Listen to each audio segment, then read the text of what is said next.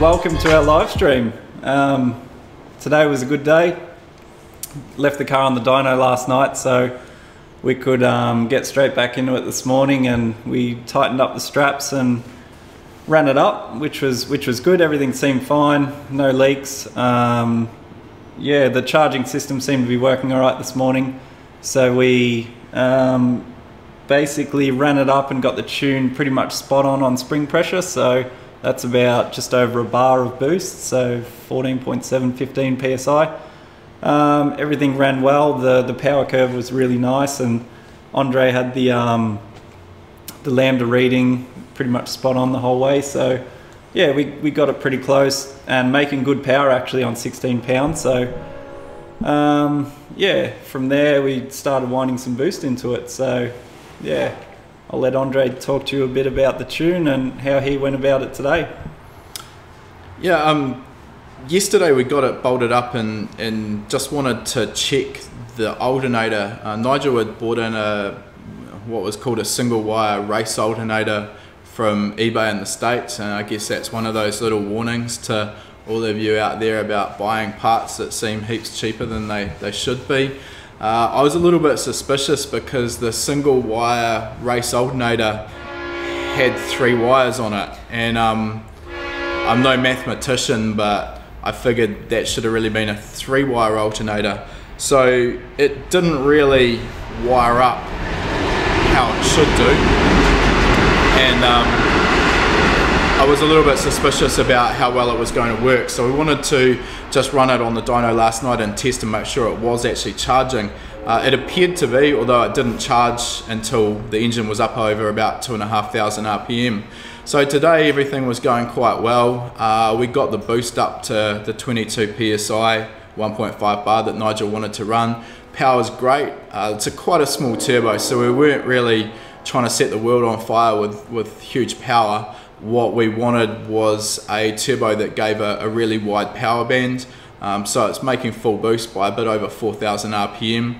Power's still holding flat at about 7.5. So what that's going to mean for Nigel is it's nice and easy to drift. Heaps of torque, heaps of power anywhere in the rev range. So once I'd finished the full power stuff and was happy with that, we got into some of the light throttle tuning. I think I wasted about an hour this afternoon doing all of that, and then realized that the battery voltage was down to about 8.5 volts. So the alternator had just plain given up and stopped working. So tomorrow was our day off. On our day off, we now get to hunt down a real alternator, try and fit that up and finish the light throttle part of the tune. So that's just one of the things you get to look forward to with cheap parts from overseas. Buy genuine, guys. Yeah, I was under the impression it was genuine. Yeah, just to back myself up there. It was cheap though, and I thought, oh, that's a bargain. But yeah, unfortunately, it's not quite good enough. I started thinking that maybe we weren't spinning it fast enough, but Andre tells me that it wasn't reacting like a normal alternator would if you underspun it. So yeah, it's a bit of a disappointment, but really happy the guys here at DTM have lent us the dyno and also not given us a time restriction, so that's why we can come to you live from here tonight. And yeah, this is our second night hanging out here, so it's good. It's good, yeah, not to be able to rush it. One other thing I'll say, I've been involved in more than my fair share of big builds. Probably this would be the biggest and most extreme, and for the only hassle and problem that we've struck to be the alternator, I think Nigel deserves a pretty big pat on the back for that. Everything he's done has just worked. So, you know, no huge oil leaks, no huge water leaks. Everything's just been right and just worked. So it's a real credit to him. And it's not only the engine side of things; it's the driveline as well. You know, this gearbox was out of an R33 Skyline, so it's an RB25 gearbox. I pulled it apart, totally dismantled everything just to make sure it was all good. Put it all back together. The clutch is brand new. The tail shaft I got built by a local tail shaft guy. Yeah, so all of these things, you know, the diff is used as well. Again, I pulled it apart, made sure everything's all right. It's an R200 two-way differential. The drive shafts as well, Totally rebuilt them as factory items, pulled all the ball races apart and re-greased them all, new boots. So, you know, I've basically been racking sort of my brain when it's on the dyno, looking at all the bolts, making sure everything's fine. And yeah, it's held up really good, so I'm pretty happy about that. Now, we've got a bunch of questions that you guys have all written in, and if you've got any more while we're streaming live, feel free to hit us up. If it's a worthy question, we'll give you an answer. If you're just going to insult us, we'll ignore you. So think it through. It will insult me though. So first question, and this one comes from me. Nigel, how did you learn to fabricate like a god? I wouldn't say that I fabricate like a god. I'm just a guy that, I don't know, just gets in and has a crack. I didn't really know how to TIG weld. I didn't really know what steel to use or anything like that when I started this project. I had a vision, I had a dream, and I wanted to basically make it the best that I could, and if I wanted something better than what I could do, then I was prepared to learn to take it to that next stage. So it's really just that DIY attitude, and I know a lot of you watching are interested in that, and that's how you started following me and the build. Yeah, so it's all just about getting in, giving it a go, and you know, your failures are your biggest learning curves, I guess. You'll always learn from what you did wrong, and you won't do it again. So yeah, it's been a good project. Cool. Mr. Toibaru asks, how do you control idle with no idle air control motor? Which is a good question. For simplicity, Nigel's Ute just has a simple plenum with a throttle body on it, so there's no means of increasing the airflow to adjust idle speed. So in this situation, we're pretty limited with what we can do, particularly from stone cold where you need extra air to get the idle speed correct. This engine isn't going to idle perfectly, so probably for the first minute or so you'll actually have to nurse it with your foot on the throttle to keep it running. Once it's up to temperature though, we use a function in the Link G4 which is called the idle ignition control, and that allows us to adjust the ignition timing depending on how far above or below the target idle speed the engine is. So by advancing or retarding the ignition timing, that will actually influence the engine torque, and that will help stabilize and control idle speed. So it works pretty well, but it will not idle from cold. Next question is from Josh. Would Nigel bring it to New Zealand for D1NZ? I'd love to, Josh. I've been to D1NZ a few times now. Driven at Hampton Downs, in fact, in Matt Sellers' S14. Love that track, love the D1NZ series, love everything about New Zealand. And yeah, I'd love to one day. That's definitely on the list of things to do. But whether they'll allow me to compete in it or not, that's another problem that probably couldn't overcome. The rules state that I think the actual unibody of a vehicle must remain as unmodified as possible, and this is basically not even a vehicle. It's basically built from scratch, but I mean, it's not built to decimate or outperform anyone. It's built basically just to perform like a normal car, but just look a lot different. You know, there's no real way of making a Hilux with its original chassis perform properly. So yeah, I had to go to these extremes to make it look like a nice low Hilux drift car and perform like a well-modified S13 or S15. Todd asks, what size tube is used on the sway bars?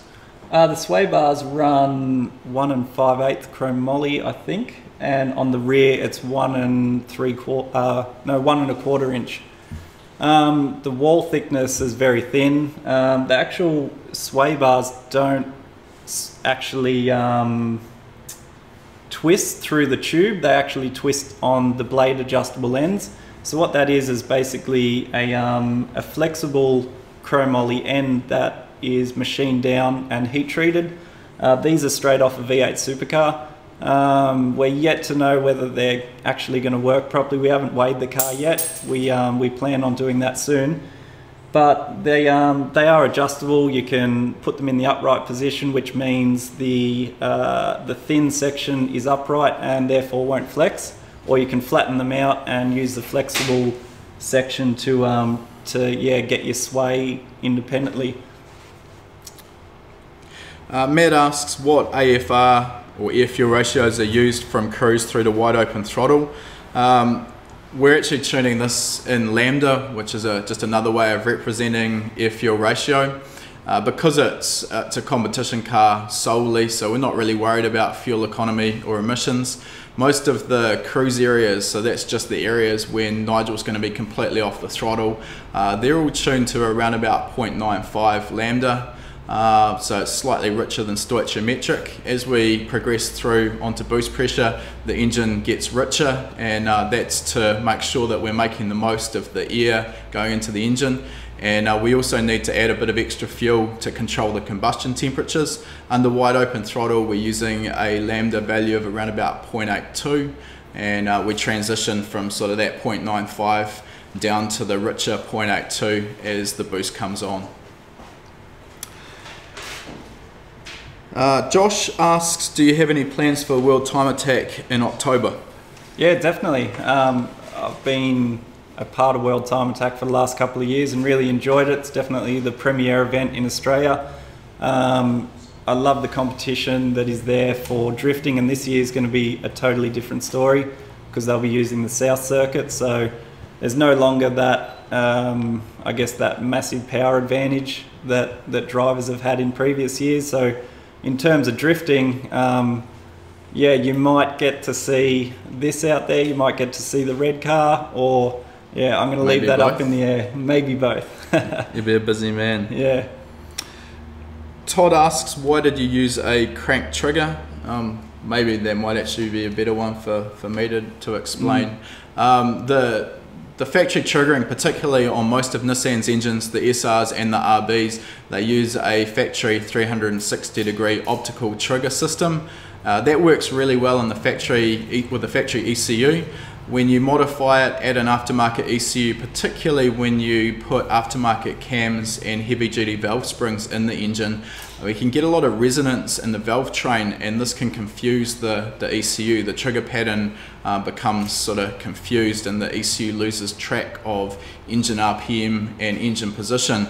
When this happens, basically the ECU can't properly control ignition timing, and it can't properly control the fueling.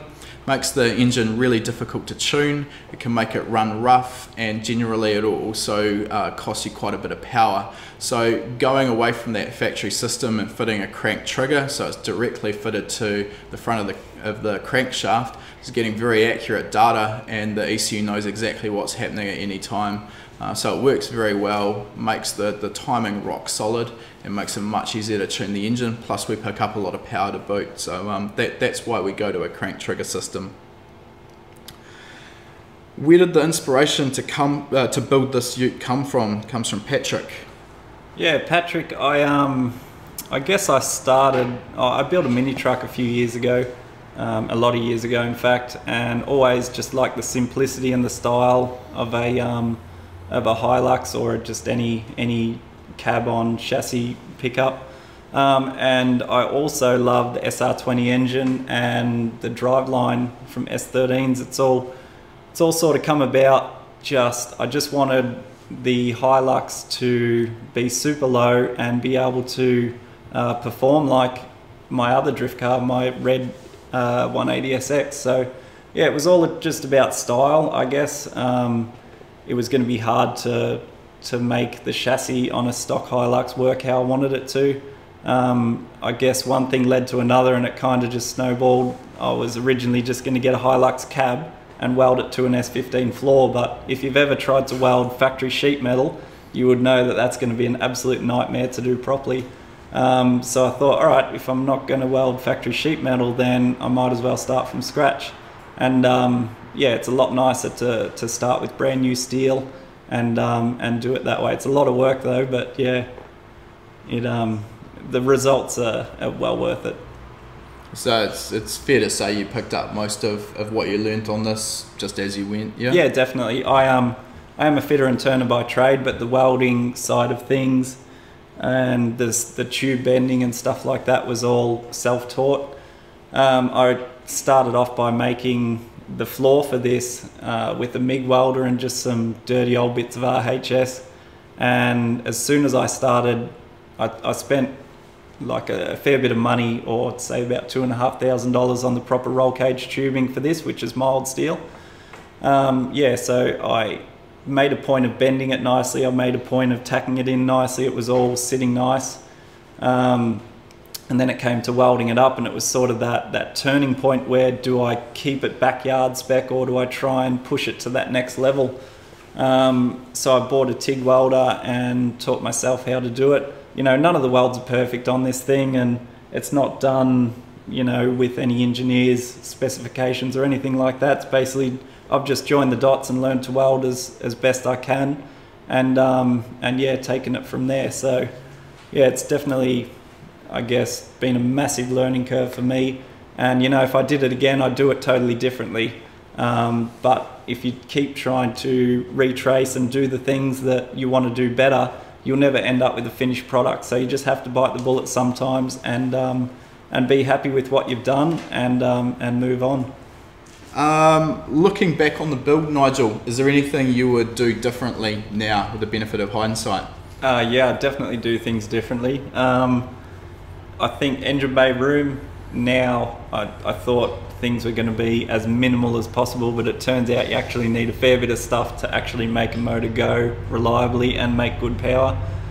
It's just too tight to really work in there. I mean, it's no real issue, but yeah, if I did it again, I'd definitely, there's actually a train going past, but we're live, so that's all sweet. Yeah, definitely make more room in the engine bay, mostly around the radiator intercooler section there. But with the Hilux confines, it's sort of such a short rear end, and then being a single cab, I've got pretty long legs, so I want to sit far back as I can and get my feet as far forward as I can, which meant the gearbox couldn't come too far forward into the actual firewall. So yeah, I'd probably planned it out a little bit differently, but yeah, I'm happy with how it is, and we make do with what we got. I think it's fair to say everything works pretty well. Yeah, it does, yeah. David asks, is tuning started from a base map or are we using quick tune? No, I tune a lot of SR20s back home, and that gives me a pretty good collection of base maps that I can use as a starting point. So I'm using a base map from one of a previous car that I've tuned and then just modifying it from there. While the Link G4 has the quick tune function, which lets you feed a wideband air fuel ratio meter into the computer, and it will actually automatically adjust the fuel table to match your target air fuel ratio. I actually prefer to tune manually. With the experience I've got and the amount of time I've been doing it, I find I can do a quicker job, and that works well for me. For people just starting out though, auto tune or quick tune is a really nice feature. It works very, very well, and it gives you that confidence to be able to just let the computer basically tune itself.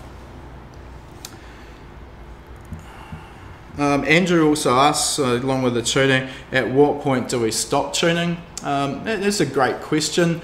I mean, you can basically spend an eternity going backwards and forwards across the map and making sure everything's perfect. With a Drift Ute, I sort of touched on it earlier, we're not really worried about economy, we're not really worried about emissions. What we want to make sure is that the wide open throttle, air fuel ratios and ignition timing are spot on, so the engine is safe, is reliable, and it's making good power. Once we've got that part of the tune sorted out, the rest of it is basically a case of making sure the part throttle and cruise mixtures are okay and nice and safe, and then we're really done. So it's not a case of spending hours going back over it. It can actually be quite quick on a competition vehicle. Matthew asks, how do we verify a trigger sync or a trigger system without a scope? And that was followed up by Daryl saying that Link now have triggers Triggerscopes in their software. Two good things there. Without a scope of some form, it's almost impossible to verify what your ref and sync triggers are doing. You really need to be able to visualize those. Some ECUs, the very current VIPEC plug and play ECUs for the likes of Subaru and Mitsubishi, they have a built-in scope function, so you can actually press a button and record the signals and view them on an oscilloscope inside the ECU. The Motec ECUs also do the same thing. If you don't have that, you really do need to use an oscilloscope to do it.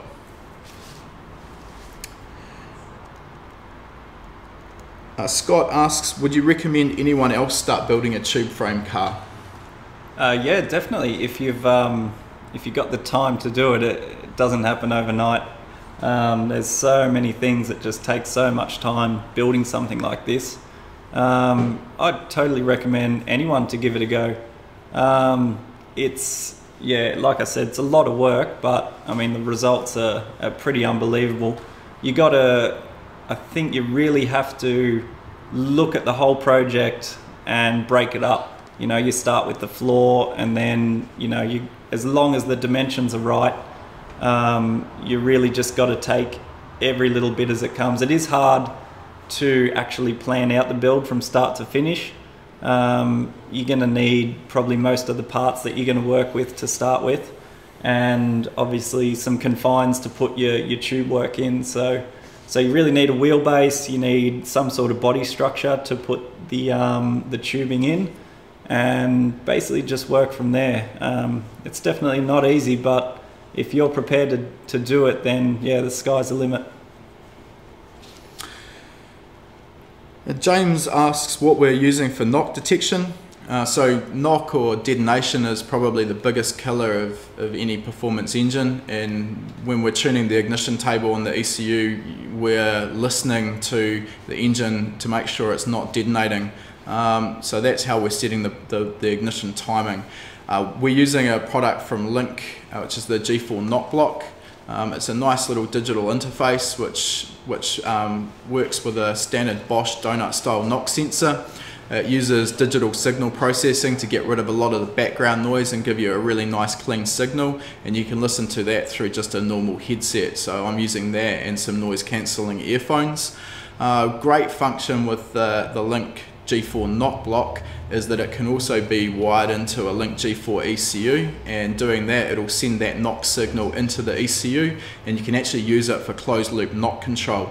So once it's tuned properly, the ECU can automatically adjust the ignition timing or retard the ignition timing if knock or detonation is occurring to protect your engine. What kind of TIG did you use from Big Tony?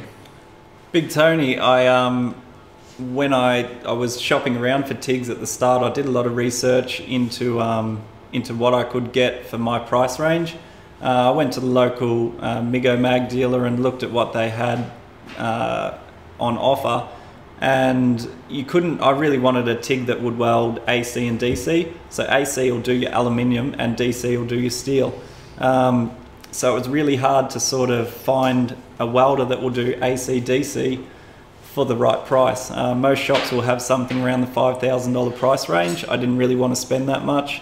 There's a lot of Chinese made welders that are quite good for little money. I ended up going with a Token Tools, I think they call it an LU pulse. So it's got the pulse function, which is really good for aluminium. Obviously it does the AC and the DC.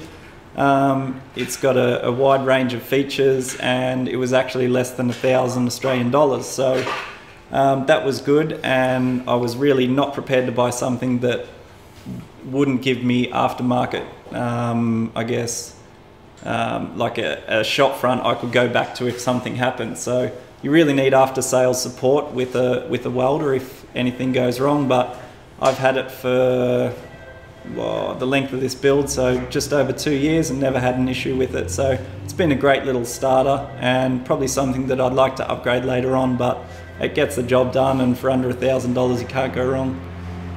On that, you can buy TIG welders in 3-phase and single phase. generally the single phase are quite a bit more expensive than three phase, yes? Yeah, with inverter technology now though, nearly everything is single phase. Oh, okay. So there's no difference. Yeah, no, the three phase welders are really not around anymore. But just on that, when you're using a TIG welder, you need to also run argon gas. This gas isn't cheap and you will have to rent a bottle. So try and sweet talk your local gas supplier into giving you one of the bottles that they got sitting out the back that's rent free. If you can't do that, yeah, you're probably up for around, I think it's roughly $80 a year just on rent. And to fill the bottle, which I've used 4 bottles so far, it's around $180 mark to fill the bottle. So yeah, the gas can sometimes be more expensive than the welder, depending on how much you use it. Cool. Good advice there, Nigel. Simon asks, why did you change from the other plenum when you saw you had another plenum on it in some of your earlier blog posts? Yeah, well, I'm not fantastic at welding. I'll be the first to admit that. And I had a crack at building what they call a dual plane plenum. So it's like the early WRC cars, or I think some of the current WRC cars run them. What it does is it actually evenly distributes the air into the inlet manifold. So it's got a 14mm air gap, so it comes into a single plenum and then comes up into another plenum which actually feeds the runners.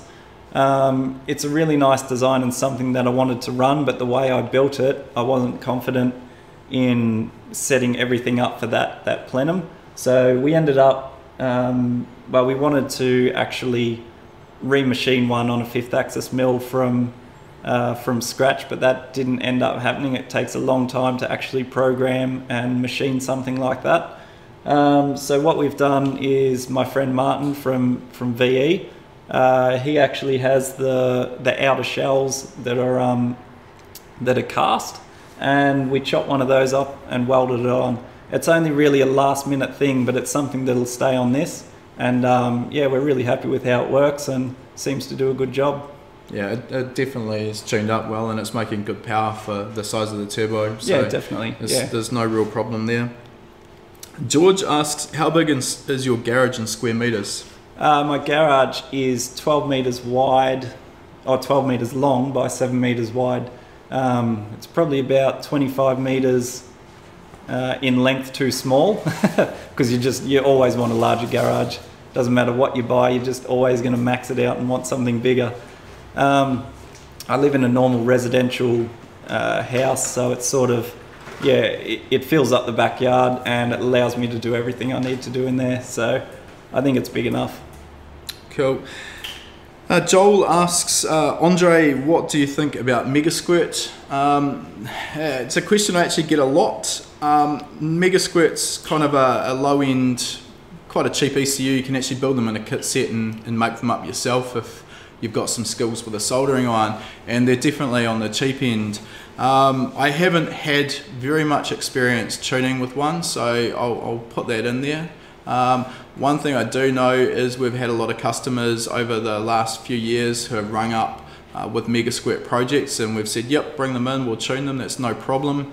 And almost without fail, every single one of them's just about given up on the project, and the main problem has been the lack of support. Because it's kind of a home-built ECU, you're not getting that technical support and manufacturer backing.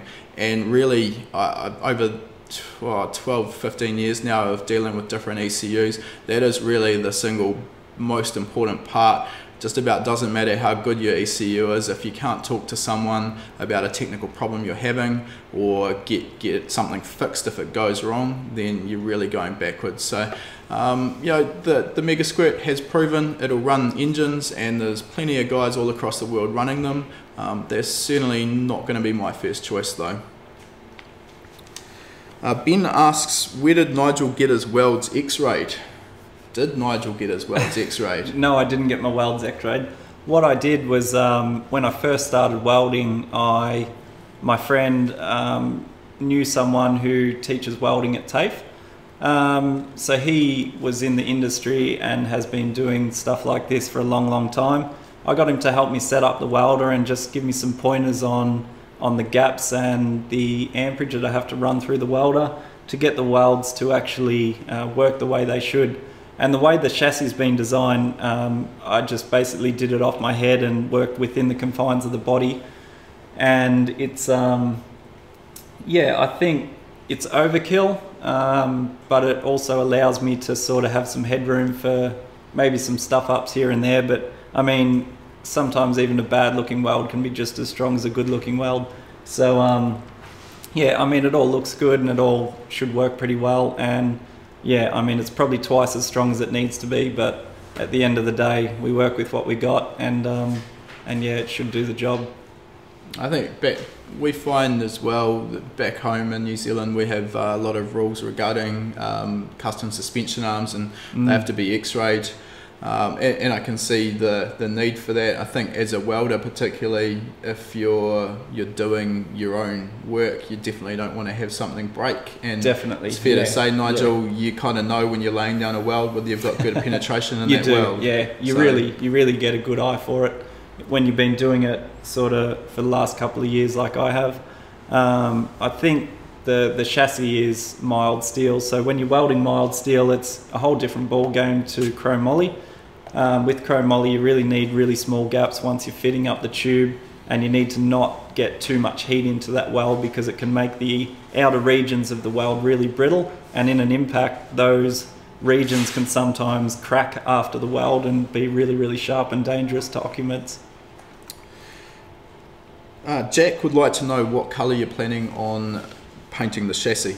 Yeah, well, this is still up in the air. I've spent so much time over the last 2 years trying to keep it raw, and also just trying to keep the rust off it. It's really been a battle keeping it the way it is.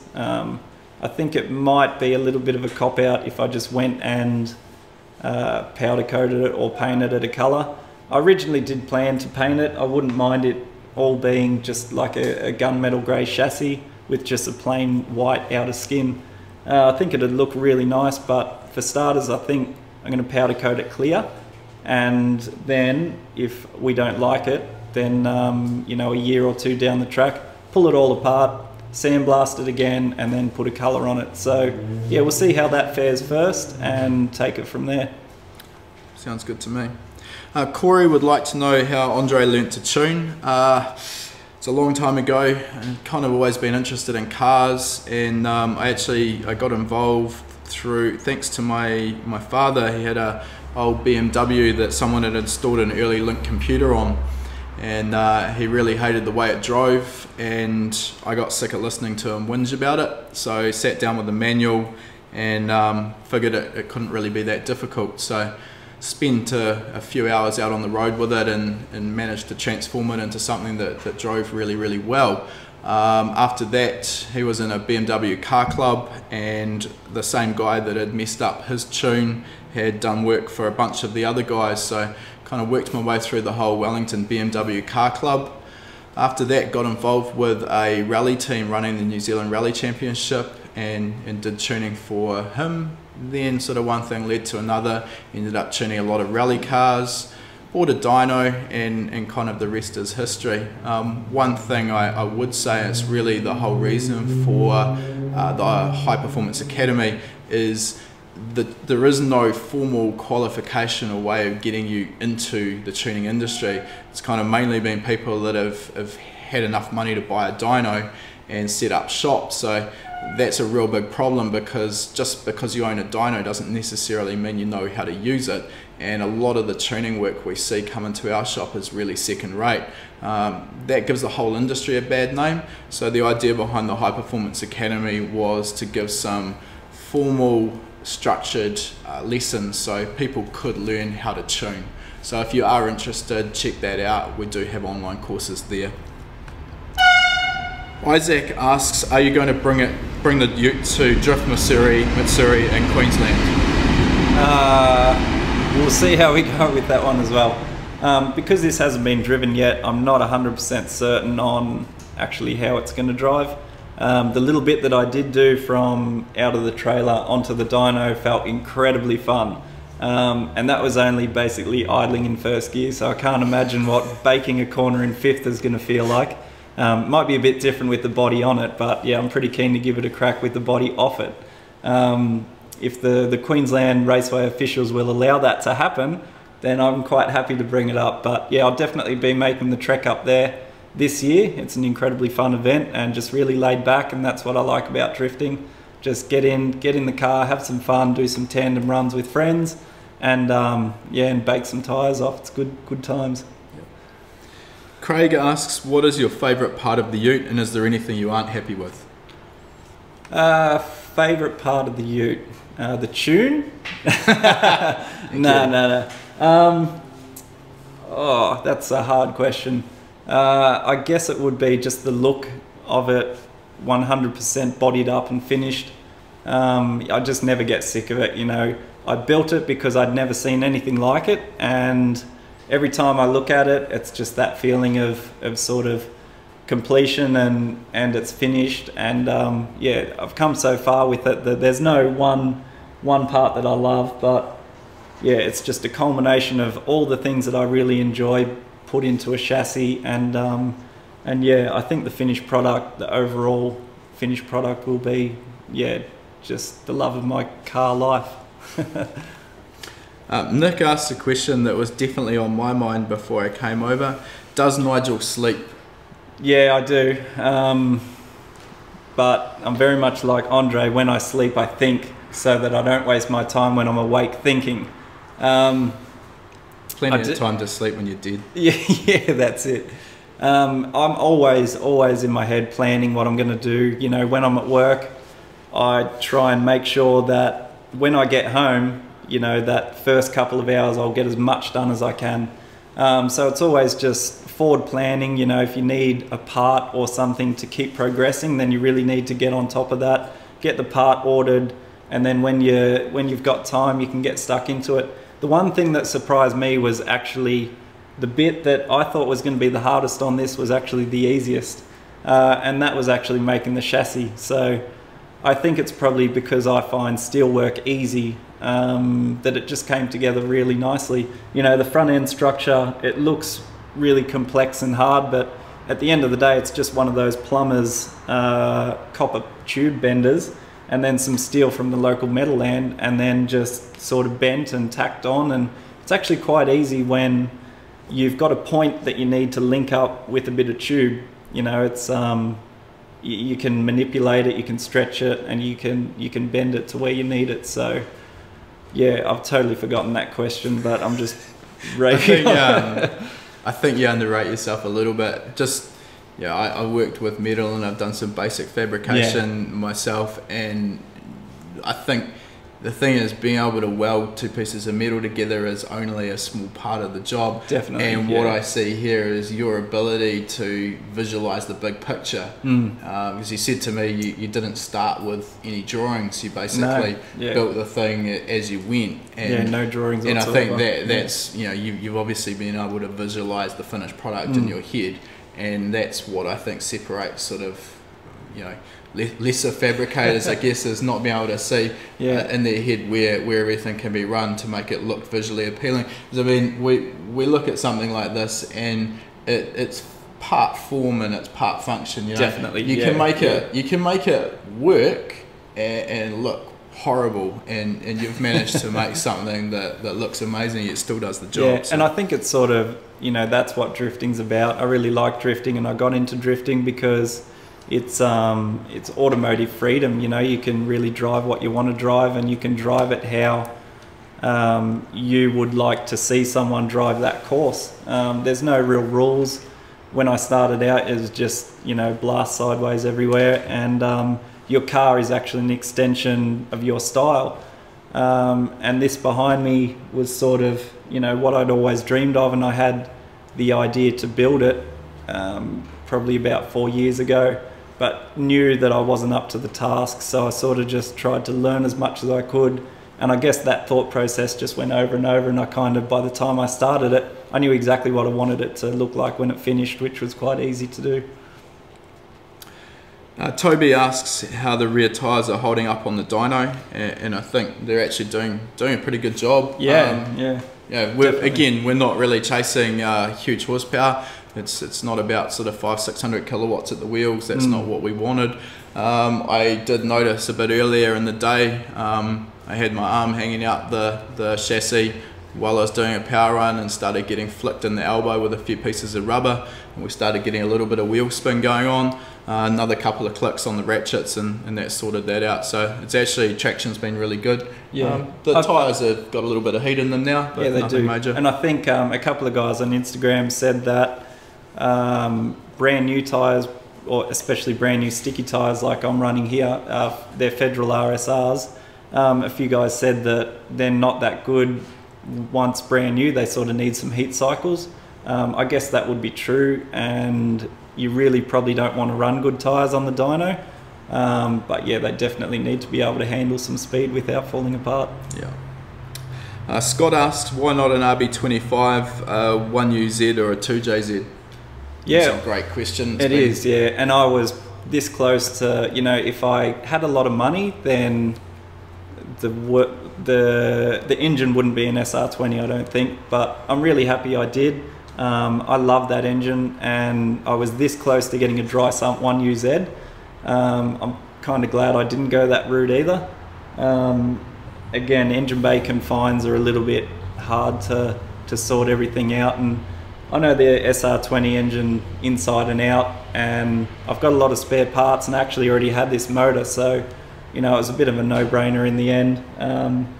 They work well, it produces the power I want with the response I want and the reliability that I want as well. So yeah, I really love SR20s and always have, probably always will. I think one thing people probably don't think about too much as well is the weight distribution. Definitely. You know, the SR20 being a alloy and a 4-cylinder motor is quite light, so got it mounted pretty much in line with the front strut tower, so the front axle line, and it'd be pretty hard to get that same weight distribution with a longer 6-cylinder or a V8. Yeah, and definitely because this was a lightweight chassis with a very lightweight rear end, any kilo that could be removed out of the front end would probably mean a lot. Again, we haven't weighed it, and that's probably something we'll do tomorrow once the tune and the alternator's all sorted out. So yeah, I'll have to get back to you with those figures, but yeah, lighter up front means more grip out the back. Lewis asks a question that I'm pretty sure is on a lot of people's minds. How much does the project cost? Because I know we all look at this, and back home probably people think that you spent $1 million on it. So yeah, tell us a little bit about that, Nigel. Yeah, well, if you start adding everything up, it would probably cost you a fair bit, but what I actually did, I already had the engine. It was in my two-tone PS13, so it was all built already. The gearbox I already had as well. That's an RB25 unit. The clutch was $1,300 Exedi clutch from Japan. Moving out the back, it's a diff I already had, drive shafts I already had, the uprights I already had. The actual suspension is Megasquirt automotive suspension from Queensland. I actually went up there and worked on their time attack car, did some fabrication work on that, and that paid for the suspension. So really, that wasn't much at all. PWR made me the radiator and the intercooler. So they cost around $600 each. As far as the chassis goes, it's steel would probably have cost me about $3,000. Fittings about $6,000, and that's the whole car. That's brake lines, brake fittings, fuel system, coolant system, intercooler, the whole lot. So, you know, if you probably added everything up, it would have cost me close to 40,000, I would say, in the end.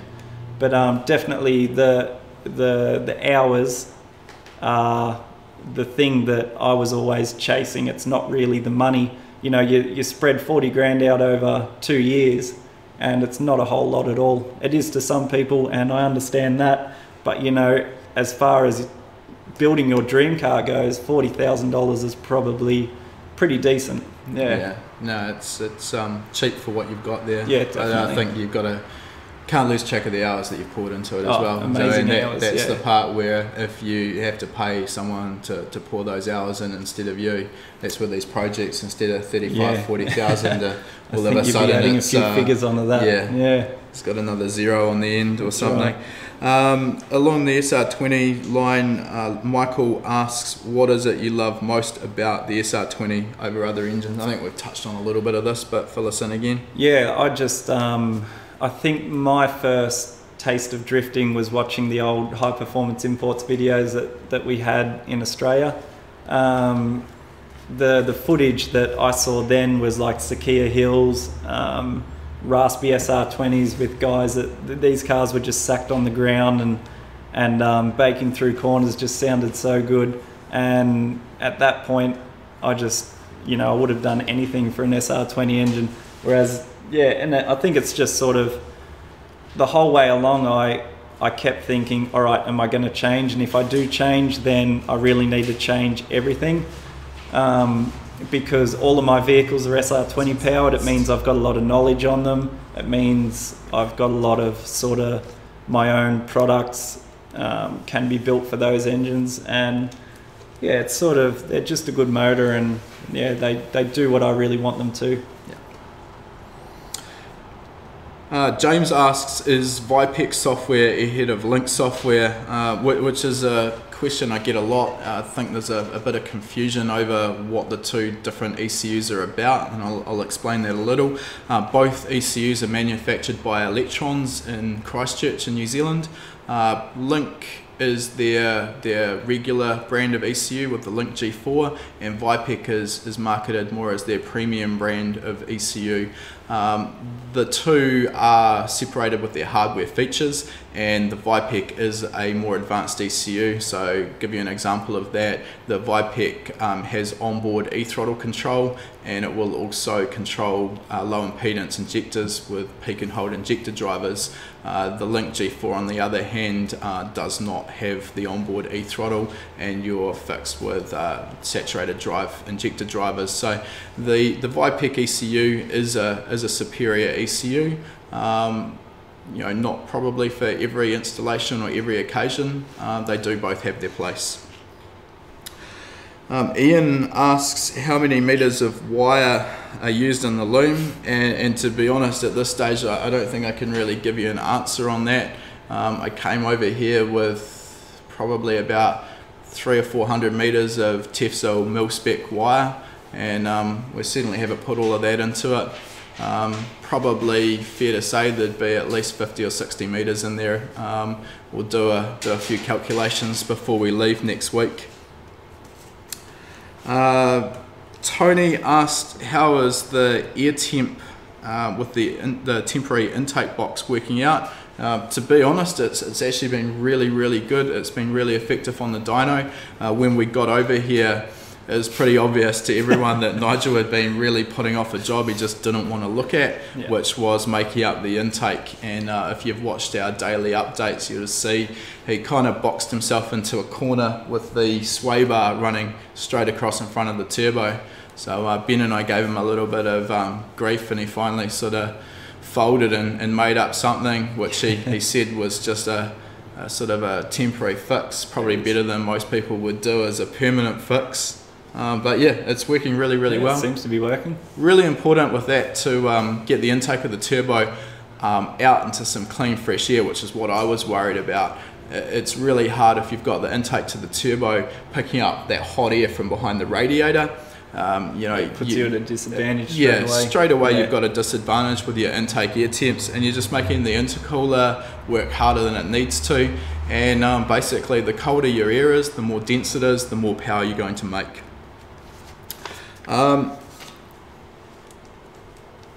We've got another question here from someone with no name. What does the wife think, Nigel? Well, firstly, she's not the wife yet, but I think she should be after putting up with all this. No, she's incredibly supportive, and yeah, it's just, no, she's been really good. There's a lot, she's pointing at me with her ring finger at the moment. There's been a lot of times where I've pushed the friendship a little bit too far, You do have to sacrifice a few things. I try and make at least a day a week where we do something that isn't car related, but she's going to the racetrack and going to events and things like that, and I think that's important. If you want to undertake a big project like this, you need an understanding missus, definitely. Yeah, for sure. And she cooks a pretty mean feed. And she does cook a pretty mean feed. Phil asked what fuel it's been tuned on, and it's BP 98. I'll let you explain always just why. run BP Ultimate 98. Yeah, you'll probably notice that by the engine choice and by the way we tuned it and the turbo choice and everything, I'm not after peak power. I just want something that's reliable, gets the job done, and is easy to maintain. One of those things easy to maintain is I don't want to be carrying around a 44-gallon drum full of race fuel all the time.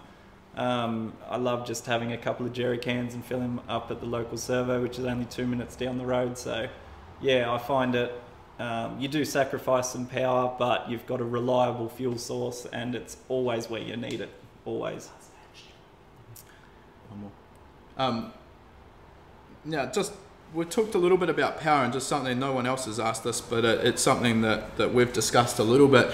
Coming from New Zealand, where we've got a really strong drift series, and some really competitive guys out there, and they're also competing in Australia from time to time. We've seen a few of them come over for World Time Attack, and I know sort of the inside line with a few of those guys. They're chasing some big power. We're talking 400 or 500 kilowatts at the wheels. Yeah, definitely. And it seems that that's kind of escalated each year, and we're nowhere near anything like that.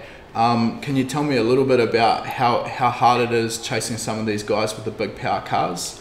Yeah, well, for starters, this was never built as a competition vehicle, and that is shown throughout the build. It's not sort of, everything is relative to each other. The power is something that I never really wanted to go crazy with. The whole build would have taken on another dimension if I did do that, and there would probably be no point because I'm not allowed to use it in many of the national competitions anyway. The plan was to get this running reliably, be able to do the job that it needs to do, learn a lot, especially about the triggering system, the tuning, the wiring, and then maybe one day put that towards another project. And yeah, make some big power and chase down some of those big guys. So in terms of that, that's great. It leads me on to my next question. So what is next for you? We're talking World Time Attack racing, circuit racing, drag racing? Who knows? All I've been looking forward to is finishing this thing. So I'm going to take a breather for probably about 2 nights, I reckon, once this is finished, and then get stuck into something else. But no, it does all come down to money, and building this has been a bit of a stretch. I'll be really happy to see it finished, and it's something that I'll keep for life, and it'd be nice to build another project, but I think I'll enjoy this on the track and put all my funds into tyres for a little while, unless someone gives me 30 grand out of nowhere, and I'll just start building something straight away. Cool. Well, I think that really just about brings us to an end. I really want to thank everyone who's tuned in to listen. Hopefully you've found it interesting. Hopefully we've answered enough of your questions. I really want to thank DTM Automatic Transmissions for putting us up for the last couple of days and letting us make use of their dyno. If you are in the Geelong area and you do need an automatic trans fixed up, or you want some tuning, see these guys, they're top guys. Definitely. Also, I know Nigel would never ask you guys himself, but drifting isn't cheap, and he needs to pay for tyres, and he needs to get to events, and he needs to put fuel in this tube frame car behind us. So the way you guys can all help support Nigel is jump onto his shop, which is shop.engineeredtoslide.com. Buy some gear, represent the brand, get involved. He'd love you forever, and he'll ship internationally. So thanks heaps for listening in, and we're going to get back to making this Drift Ute go. Thanks guys. Cheers guys, thanks for the support.